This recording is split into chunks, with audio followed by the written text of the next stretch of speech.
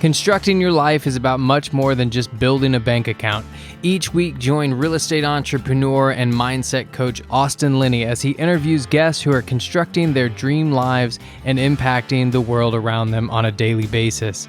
If you're an entrepreneur or wanting to start a business, or you just want to hear motivating stories of how others have overcome the odds, you are in the right place. And now for your host, Austin Linney. Guys, welcome back to Construct Your Life. This is Austin Linney here. I am honored to have my boy Chris back in the house. If you didn't know Chris, you didn't hear Chris's story, go back and listen, because I don't want to waste any time telling a story. But wholesaler, flipper, developer, but more importantly, a good fucking human. Good to see you, my man. Hey, likewise. I'm right back at you, dude. I'm honored to be on here. So thank you. You know what's interesting about these episodes? As much as they are for the guest and all of everybody that listens, thank you so much for listening. I almost like to do these for my friends to like have kind of a marker, and they're like, oh God, who was that guy? Like, yeah, well, it's probably like, I'd probably say it's like 6, maybe 8 months ago, maybe 10 months ago, give or take, last time you were on here. And man, have things changed. A lot between you and I. So why don't you catch him up on what's going on new, and then we'll kind of see, we'll go from there. For sure. So dude, when we had our episode, I'd started off house flipping. I was primarily doing that. I can't remember if I was getting into the development. Do you remember? I don't think so. I don't think I was. So, dude, was just networking my ass off. Had a buddy of mine in college who works in the oil and gas industry. He had a business partner of his, high net worth individual, got me in touch with him. Long story short, they rolled the dice on a big project I brought to the table. So we bought a piece of land in South Bend, Indiana, Notre Dame's campus. And fast forward, we're building 27 luxury condos with 3 retail spaces on the bottom. And it's about a $20 million project. And this was 6 months into the business. So, dude, I started off, I think I'd flipped maybe 6 houses at that point in about 6 months. So pretty good start. And then the fucking development just took off. So brought in a consultant, got a badass team together, legal, architects, the whole 9 yards. And we're about to put a shovel in the ground here in the next probably 8 weeks. So that's been the bulk of what I've been doing. And then some wholesaling and flipping on the side. So I shouldn't say side, but. How did you mentally accept the fact that you were even, here's a better question. How'd you give yourself permission to attack that deal? Dude, great question. So I went to the opposite end of the spectrum. What if I didn't do this? Right? I knew I was going to look back and be like, Chris, what the fuck are you doing? Why didn't you say yes? Sometimes you got to say yes and figure it out as you go. And that's where I give a ton of credit to the team and the people that, I brought on board, and just a lot of trust in myself on who I attract. Obviously I'm on a podcast with you. So, I'm doing something right here, but that's really what it was, man. What if I didn't say yes to this? One of the great quotes I heard is like, all the mistakes that I made are not from failures of opportunity. It's from indecision. And it's like the question that you have to ask yourself is, here's my theory. Once the mind expands on a number or a size of a project or whatever, right? I remember it like it was yesterday. I don't do multifamily. I'll be involved in that in some capacity, development and everything. But I went on a Jake. It was like the day that everything changed for me. We went on a Jake and Gino money mixer. And I just happened to be in Nashville. My buddy goes, look, come, I'll get you in for free. Like, I knew a lot of the guys, so nobody cared that I was there. So I went and we looked at all these things, and there was this guy there, and we were touring his property, and he had 297 units, and they closed on a 1,450 unit portfolio. And there's 50 people there, and everybody's nerding out. Well, what was the ROI? What was the numbers? Blah, blah, blah, blah. And he literally goes, guys, stop. I had no idea what the fuck I was doing, but we just said, fuck it, we'll figure it out. My dad worked private equity. We talked it through, and then boom. And then he had closed another 3,000 units past that. And it was in that moment that I looked at that guy and I go, okay, he's no different than I. And he just figured it out. And I think when you make that transition, you get dangerous, because then it's like, now you're actually skating a different angle, which is how do I not say yes to everything either? Right. Absolutely, dude. 100%. Because let's be real, as entrepreneurs, we have shiny object, right? there's opportunities coming our way, especially a guy like you who's doing these podcasts. You probably have so many opportunities, and I've experienced the same thing. And it's like, you have to learn what to say no to. But one point that I wanted to hit on when I was just listening to you talk, I think a lot of people get caught up in the weeds. And yes, there is legitimacy to that. You have to know your numbers. You have to make sure you're getting into the right deal, but you got to be careful that it's not allowing you to talk yourself out of taking action. And so many people get caught up with all these fucking acronyms and IRR and cash on cash and stuff like that. And it's like, is that what's holding you back? Right? Because I think it very well could be. Or is that the excuse that you're giving yourself? Exactly, dude. Here's my philosophy in life.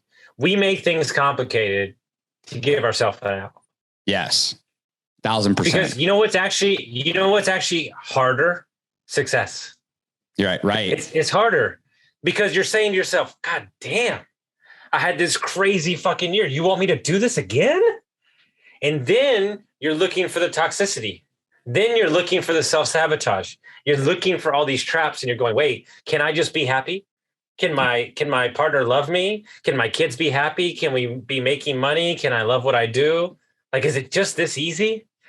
But in order to get there, there's a lot of self-discovery that has to happen. Yes, absolutely. And you can get there faster by being more aggressive, at least for me. You know, I've honestly lost track of the flips. I've done over 20 at this point in the last 16 months. Have they all gone extremely well? No. I'm actually about to go through my first deal where I'm probably going to actually owe a little bit of money to my investor. But how much have I learned through going through all of that? And how much more money have I made by doing, let's just say for sake of example, out of those 20 flips, 10 went well, 5 went okay, and 5 were terrible. Well, I'd rather go through that than have 2 or 3 really good ones, because not only have I made some money, but I've learned a shit ton. So I'm just aggressive. I don't really fear failure. I don't fear losing money because you can just go make more of it kind of thing. But I'm also obviously not reckless at the same time. So it's like, it's calculated risk, right? So. Mm-hmm. And, to highlight some of your story, like the calculated risk, the first one you took was on yourself when you left a 6-figure job. Yep. And, a lot of people change their life from addiction. A lot of people change their life for divorce and everything, but it wasn't like your life was bad. It wasn't like you weren't making money. It wasn't like you weren't happy. But if you could pinpoint, what were you missing, like, for yourself? It was the fact that I knew I wasn't fulfilling my truest potential. And this is where I'm really, really thankful for modern day technology, where you can watch the Grant Cardones of the world out there crushing it, because I would look at guys like that and I would think, why not me? And so this dude's, paying $200,000 to fly his private jet to a city, and I'm making $200,000 a year. Right. And so I was like, yeah, like you said, my life wasn't bad. It just wasn't what I knew it could be. And I knew that in the back of my mind. And I think that's where spending time by yourself, going through self-discovery, and really showing up for yourself before anybody else is so important, because you're not going to realize those things. You're not going to be able to face your demons and get uncomfortable with yourself unless you do that. And that's what I did. And fortunately, most of my 20s, I lived alone. I was grinding sales, just really focusing on who I was, and going into my 30s, I was like, all right, now's the time. And that's why I could make that jump. I had a coaching client this morning. He's a hell of a sales guy.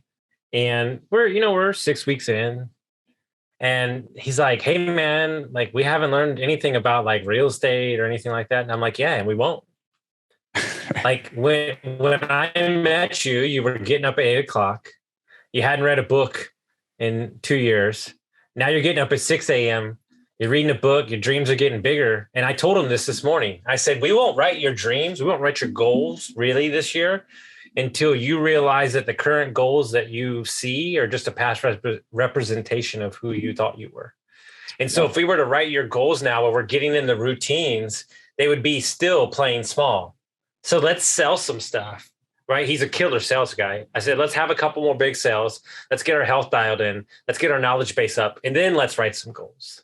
Yes. And he's like, it all just hit me now. Like, he's like, what I thought I was hiring you for, I wasn't even close. And he's like, we haven't even talked about Airbnb. I'm like, dude, that's easy. Let's get the foundation built right. And I think that's where a lot of these young guys, they don't understand it. I agree. You got to dig deep, right? You got to go to the core first. And then, like you said, you can learn everything else. There's so much out there about whatever you want to do. So real estate included. So I love that. So So when you get into development, which is something I'm getting into, I had a meeting the other day. This guy wants me to raise some money for him. What was easier getting into development than you thought standing from the outside? The capital piece for sure. It's easier to raise a few $1,000,000 than it is $100,000. And I say that because the people. Dude, I just told a client yesterday and he goes, hold on, motherfucker. Walk me through this shit, please, because I don't understand this, but please go. This is so important. Oh, dude. So and I allude to this guy a lot because I love him, but Grant Cardone talked about be careful of the people in the middle that make 1 to 5 million a year, right? Because they're cheap asses. And I think the same can kind of play into trying to raise $100,000. They want to know every little thing. And there's nothing wrong with that. I totally get it. These people aren't making crazy good money and they have every right to be that way. But when you start getting into the, more of the wealthier, high net worth individuals, they get there because they take those risks and they don't hammer in on the details. And so raising the money was actually a lot easier than I thought.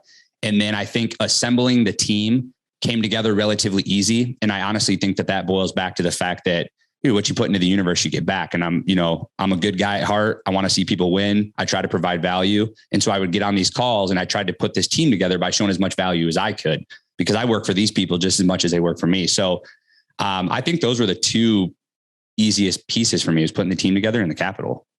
What was harder than you thought? Oh man, the intricacies. Dude, there's so much shit that goes into like schematic design and construction and, working with the city and appeals and zoning and all that stuff. That's not too bad, but how much actually goes into building a building? It's unbelievable. Sewer and water storms and drains and, power lines and working with the electrical companies, like all that kind of stuff. And then combined with all that stuff is just managing all of it, cause I'm working with, oh gosh, I can't even tell you how many people I work with, all these ancillary people outside of the core team. So I'm just curious, and I haven't met your partners. Like, why the hell would they take a chance on a guy who's green as ever to pull this off? I'm just curious. Have you ever broached the subject with them? Because they're fucking dumb. No, just kidding. No, I'm kidding. I think it goes back to like what you're doing with your sales client, where you're teaching them mindset stuff. When I approached my now financial partner on this deal, I went to him and I said, hey, this isn't a house flip. This isn't a small deal, but this is not even close to the biggest deal that I want to do. Because in my mind, I just got done reading Donald Trump's book. The dude built half of New York City, $200 million projects. And I'm presenting a $20 million project. Actually, at the time, it was about 10 million. And so I just had it in my mind when I got on this call that it wasn't the biggest deal that I wanted to do. And I said that to my partner. I said, but this is a really good starting point, and I'll make sure that I have the right people in place. And I felt confident in that. And so I think he read that confidence and he looked at me and just thought, you know what, maybe he doesn't know everything, but this is a guy that's going to figure his shit out, because he's coming to me with some certainty. Number one lesson that I've learned in the past 6 months, when we're courting these big money guys, to do some development projects is, we spent, we spent 2 weeks putting together a pro forma. My business partner called me before the call 2 hours and was like, dude, we gotta cancel. Like, we're not ready. This is a waste of their time. And I was like, let me tell you something. There's no fucking chance I'm canceling this fucking meeting. We only get to talk to them once a month. And I said, let me dance. You're fine. Just leave it alone. And we get on the call. I take the fucking call in the RV in a parking lot at a restaurant, and we went an hour plus, and I was like, don't you want to see the pro forma? And they're like, no, we're good. And he said, we want to be in the Austin Linney business. Is that okay with you? And I said, yeah. And he goes, so if the numbers pencil out, when we get down to the nuts and bolts, would you be okay with us tripling the project? And I'm like, what the fuck is going on? And then like, I got on the call with my partner afterwards, and he was like, all right. He's like, well, we're just in a different realm. And it's when you start getting in these bigger guys, it's really hard for everybody to wrap their head around.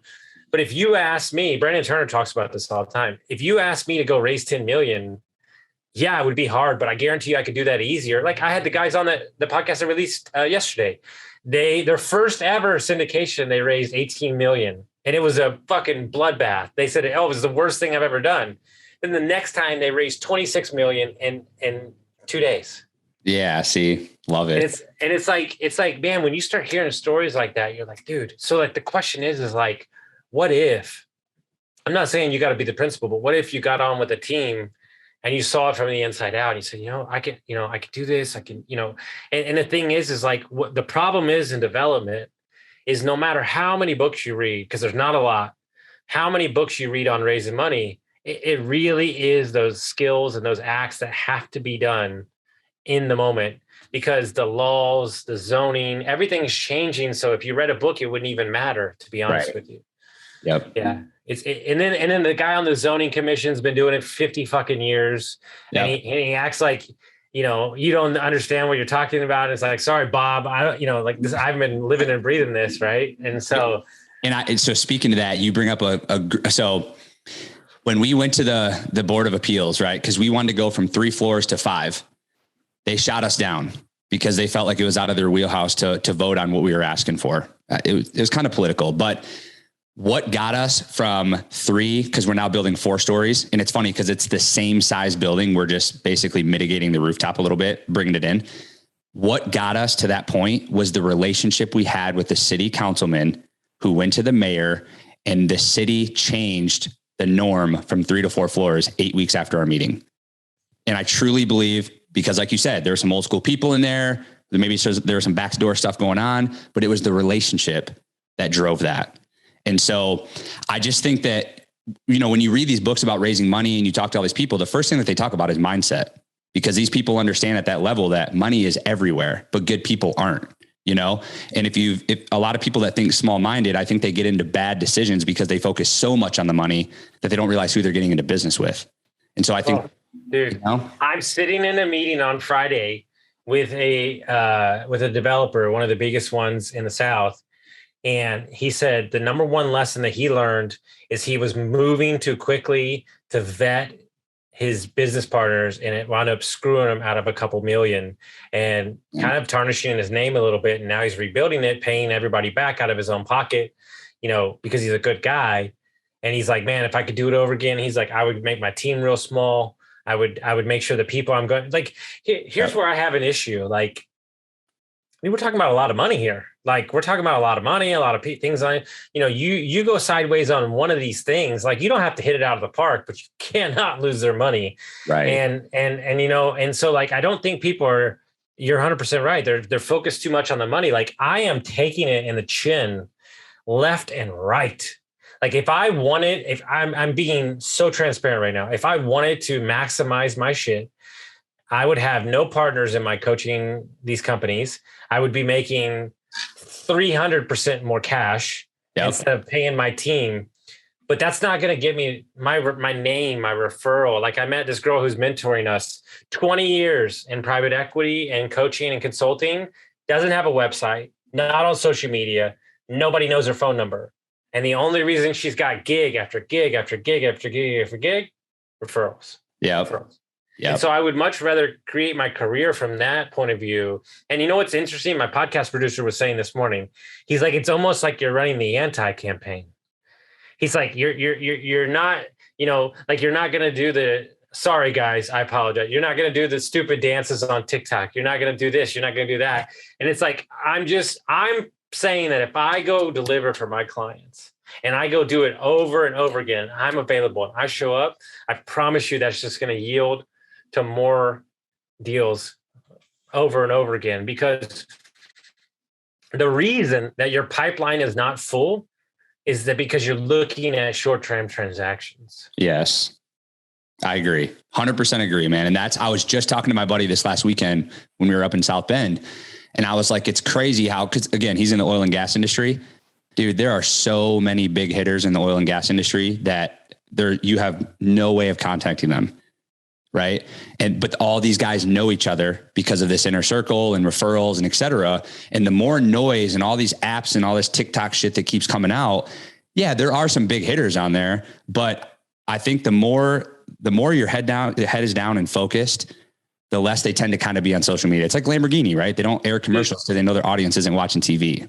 dude, I've heard it from people that I trust. I know, I've had people confirm when you get into the C-suite, like the high net worth C-suite in Manhattan and in Boston, Chicago, if you're a coach and you're on social media, they'll fire you. Like they're like, hey, we don't want you on social media to either, talking about our business. We don't want like, hey, dude, you're here to coach us, and I mean, my dream has always been able to kind of find the balance between that and kind of impact, but be kind of a ghost. And that's what we do with our short-term rentals and stuff like that. And it's one of those things that, I mean, obviously it's the anti thing, but dude, if you make money from running ads, like, cool. I'm playing with some ads right now so I can tell my clients about it and stuff. And we're just messing around with some stuff. But like, I would much rather just, this is my new thing with everybody. It's not that you're doing it's not that you're doing the wrong thing.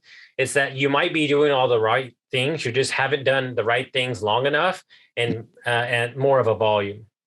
Like Gary Vee, dude, motherfucker's posting like every 5 fucking minutes, like, and so like he's hitting it right. And like Alex Ramosi was talking to Grant Cardone, and Grant was like, dude, it's not that you're not doing the right thing. He's like, I just post 50 more times more than you do in the week, and so like it's like you might just have to uptick your volume more than anything. It doesn't mean that you're not doing the right thing. Right, I agree, and I think just to kind of like 30,000 foot view of everything you're talking about, I feel like this all boils back to the fact that if you put your head down, you do what you say you're going to do, you build your reputation, you're a good fucking person. It doesn't matter if you're on social media 4 times a day or if you're never on social media, that reputation is going to carry yourself. Because like you said, there's guys that are coaching C-suite executives in New York that aren't on social media, but then you have Grant Cardone, who has raised millions and millions and millions of dollars from social media. So there's no right or wrong. I just think be a good fucking human and do what you want to do. And just follow through on your word, And I was just talking to my consultant about that this last weekend. It's like, how have you built your brand so well in Chicago? And he's just like, my name, plain and simple. You get one name. So there's a lot of metrics to success. There's a lot of, this house. There's a lot of, do I have this car? Do I travel? Like, do I have a plane? All these things. There's all these fucking metrics to what successful looks like. And last week or like 2 weeks ago, it just hit me. 100%. And I changed my metric. It'll be my metric for the rest of my life. It's as simple as that. And are people better when I leave the room? Love it, dude. That's it. Yep. You're not gonna fuck with me on that. You're not gonna mess with me on that. That's the goal. Yep. And so does that goal predicate and dictate everything else? You better believe it. Right. Dude, 100%. I just saw somebody post a question yesterday on my Facebook and it said, do you think your self-worth is tied to your net worth? And I thought, I don't necessarily agree with that personally, because there might be somebody that makes $30,000 a year, but they could leave an impact on you that'll last forever. Right. And so to your point, I think if you can leave the room and make people feel better, how do you top that? I love it.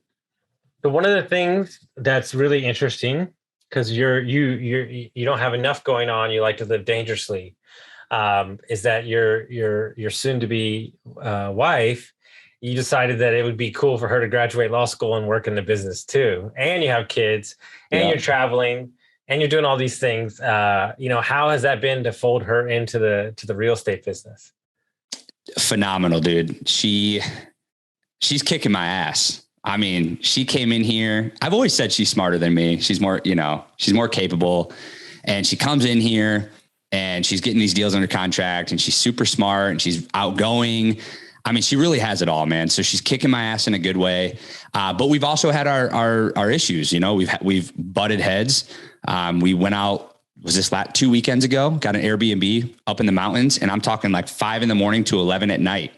Both nights, just working on the business, working on our relationship, the kids, because we really had to get aligned because we were butting heads too much. We were kind of stepping over each other in the business. And so I'd be lying to you if I said it was perfect. It's been far from it. We've had a couple of really close encounters in our relationship where we've really had to step back and ask ourselves, but ultimately we came back together. We understand that we love each other, and we're kind of pushing each other in the wrong ways. And so we've really aligned on that. And, we still work through kinks. We're not perfect. I'm actually going to have her on my podcast as well, and we're going to talk about that. But dude, all in all, I'm so grateful for her. I really am. She holds it down in every way you could really think of. You know what's different? And I'm going to send this to her afterwards so she can hear this too. And I'm comfortable saying it. You know what's interesting? She holds it down with a smile. Yeah. Okay. And wait, let me finish because I'll let you finish. You say that, and it's just like an offhanded comment. But what I mean by that is she holds it down, still living life.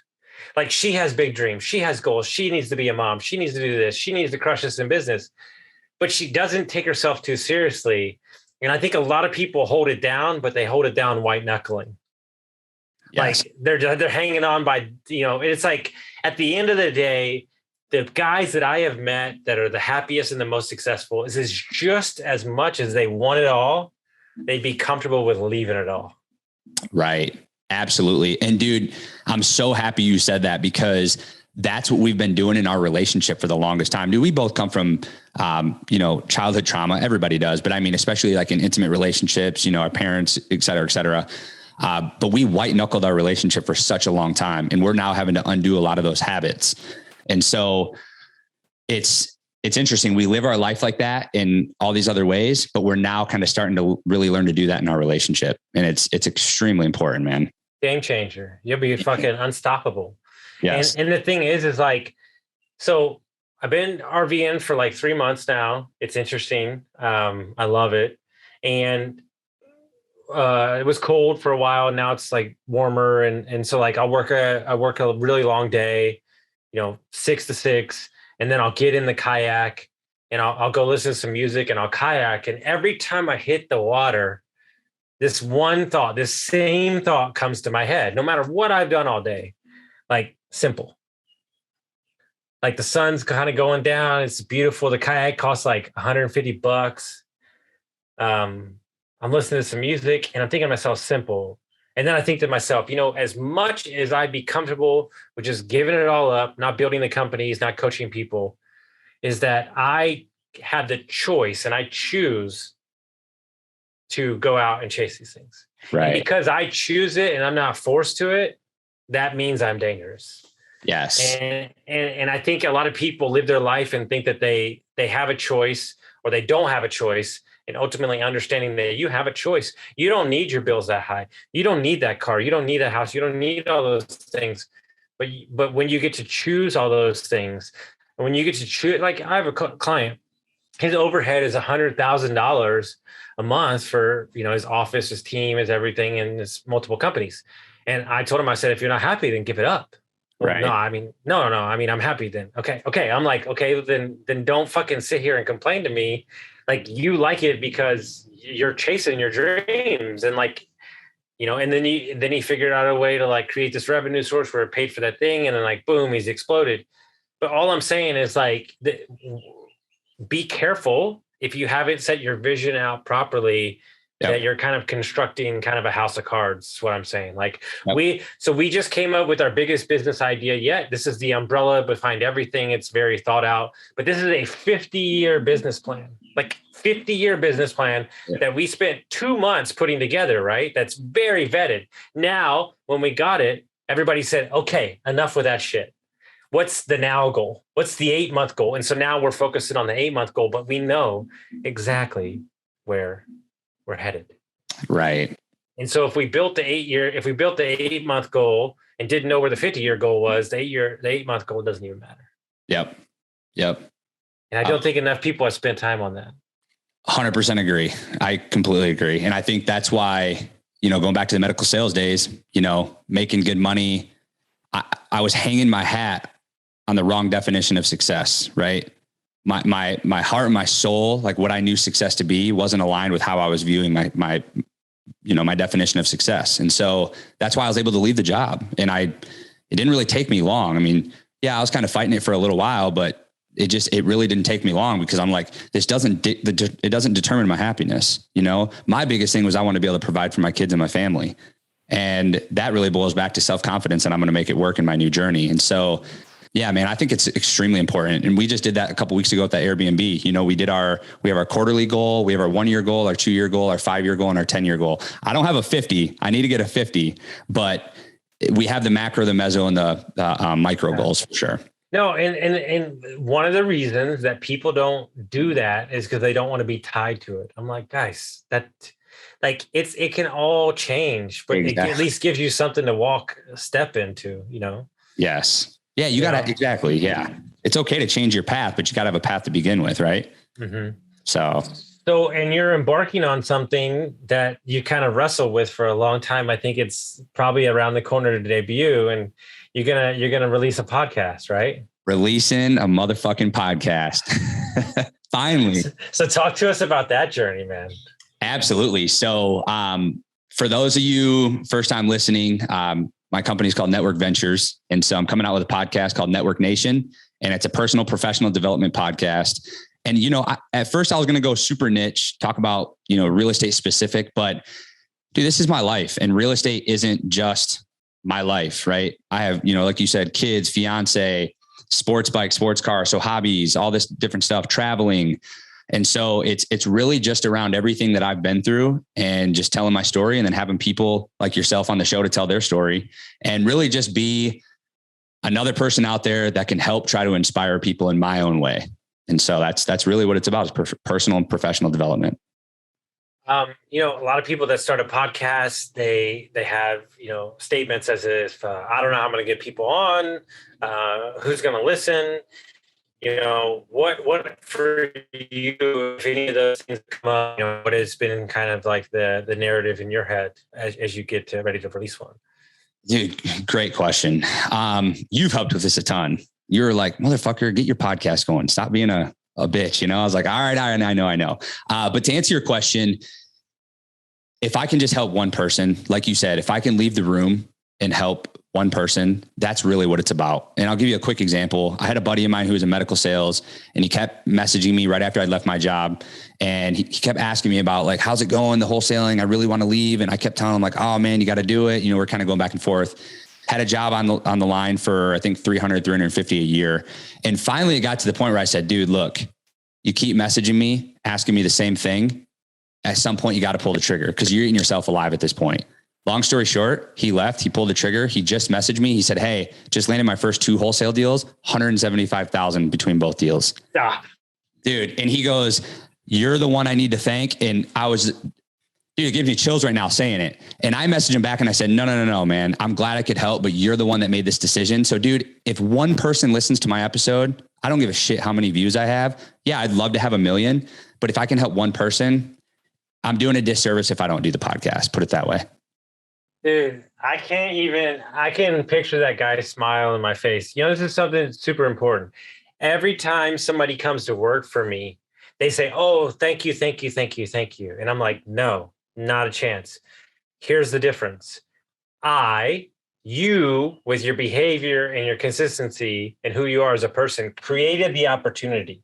Yep. I'm not giving you one, but you got to earn it every day.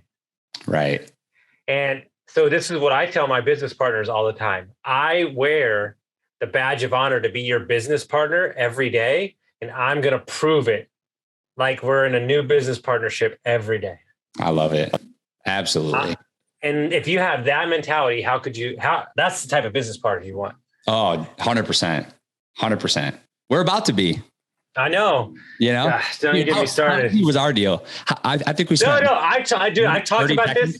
No, I talked about this 7 times this week. I was like, all you fuckheads are fucking trying to create fucking waterfalls and bullshit. I was shopping for groceries, and we're working on $1 million property, negotiating for 3 minutes. That's it. It was literally 3 minutes. I was like, oh, that's cool. To no surprise though, that's our character, man. Because like we had said on that call, we know that if we do this deal and it works out, great, we just keep going. If something happens where one of us plays a lesser or a more important role, dude, we just revamp it. It's not a big deal. It's not a big deal. And ultimately, look, anybody that's getting started out there in the space, right? If you're gonna take it. You're going to take a lesser percentage at the beginning because they're asking for your track record. They're asking for your proven. And the thing is like, you're sitting over here and you're saying, well, I'm doing more here. And blah, blah. Like, I get all that. One of the greatest lessons I ever heard from this guy who's done like 2,000 transactions. is he said that all you integrator or all you visionaries are pussies. And I'm like, what? And he's like, you're sitting here, and look, this is his opinion, not mine, but I'm going to make a point around it. He said, you're giving the integrator 50% of your business when the integrator doesn't drive business. He's like, I'm out there driving business, creating deals. And what he's saying is like, could you pay somebody $300,000 a year to like manage your ops in your company? And he's like, the reason that you make him 50% partner is that you're just carrying what you bring to the table. And all he's saying, dude, pay you a partner if the partner's bringing the weight. But what he's saying is we're so quick to just say like, oh yeah, come. But it's like, have you like really talked to the partner about the values? Like, have you really talked about what they want out of life? Like, and everybody's thing can change. But like, let me tell you something. Everybody I'm in business with, we all had the same mission. Like literally you could take their 10-year mission out and put my name next to it, and the words are exactly the same. Right. And I don't think, enough people have spent time and like got to know people and got to know how they are and like, hey, what do you care about? And like, because anybody can behave a certain way for a couple months. Mm-hmm. But like, are they going to constantly do it over and over again? And what I have an issue with, just had a really rough situation with a partnership that's going to end soon. And it's taken care of. But like, I really thought I knew these people. Like I really did. Like but they stood for it, everything. And come to find out, not so much. And It's like, man, like I'm pretty good at this. But then I made this promise to myself. This is a very real argument I have with myself, because once this happened, and this is not the first time it's happened, I said to myself, you know what? I'm not going to trust anybody anymore. Like, I'm not going to trust anybody. And I said, you know what? Wait, hold on. Has more positive things come from me giving people the benefit of the doubt? Right. Well, of course. Okay. Then I'm comfortable with my heart being broken by giving people the benefit of the doubt. And I'm just going to roll like that. And no, emotionally, that's going to happen from time to time. But I believe that more positive is going to come from it than negative. Yep. And so far, I'm pretty right on that. Yep. I love it, man. Because how many opportunities would you have prevented if you would have just been like, you know what, I'm done. Not trusting anybody again. You're shutting off so many other avenues and doors that could be open right in front of you. On the back of that, tell everybody what you do. Right. You have no idea, dude. Like, dude, seriously, this guy, the neighbor at my RV park, gave me his phone number yesterday. They left. They went back to Colorado. He was the number one builder on the West Coast for 30 years. Oh, shit. And he built 400 dental offices and RV parks. And he's like, hey, man, anytime you need to ask me a question about development, just shoot me a text. Awesome. Dude, I love it. And I think that's where we talked about earlier, like integrating what you do with your life, constantly being on. And yeah, you could say selling, but just constantly selling yourself. You know what I mean? Yes, agreed. Constantly selling yourself, but constantly bought into who you are as a person. Right. Yes. Yeah. Like, you know what I'm saying? Like, dude, here's the thing. This is what I never understood. This is my fucking God. I wish I was a fucking musician sometimes. If I was a musician, you would have to shut me the fuck up. Like I would be at dinner playing. Like if I was Bruno Mars, I'd just be like singing everywhere I went. Like you would know that I'm a fucking singer. And 100%. I've never understood. Like I get it. They have a concert, you pay for it. But dude, I would be on the street corner just like fiddling, singing, like. And so maybe that's the same way I am with what I do. I love what I do. Dude, that's it. I just got done reading Rick Ross's book. It's actually a good read. He said the same thing. He's like, dude, I'll do a show anytime, anywhere. Private birthday parties, corporate events, in front of millions of people in an arena. Danny Trejo. You know the actor? No. So Danny Trejo, the joke is he's been in like 500 fucking movies. He goes, dude, I used to be a gangbanger. He's like, I should have died. He's like, I'm just so happy I'm a damn movie. He's like, he'll literally do any fucking movie. Yep. Like he's just like, and it's like, do you love what you do that much that you're like, hey man, let's and all the time, like I have people ask me like, why are you doing this? And I'm like, dude, just don't ask questions. Like, I just love helping people. And so Right. you have to get out there, you have to promote yourself and stuff like that. So if people want to find out about the podcast, they want to follow you, what you're doing, how would they do that? Yeah, for sure. So CGorm12. So CGORM12 is my personal Instagram. Network Ventures Group is my Instagram handle for the company. And then Network Nation, it's going to be available on Spotify, pretty much all the platforms here over the next, I'd say like 3 to 4 weeks. So on the conservative side. Probably longer. Dick. Guys, if you like, that was just me kidding them. So if you like this episode, guys, send it out to your friends. We'll see you next time.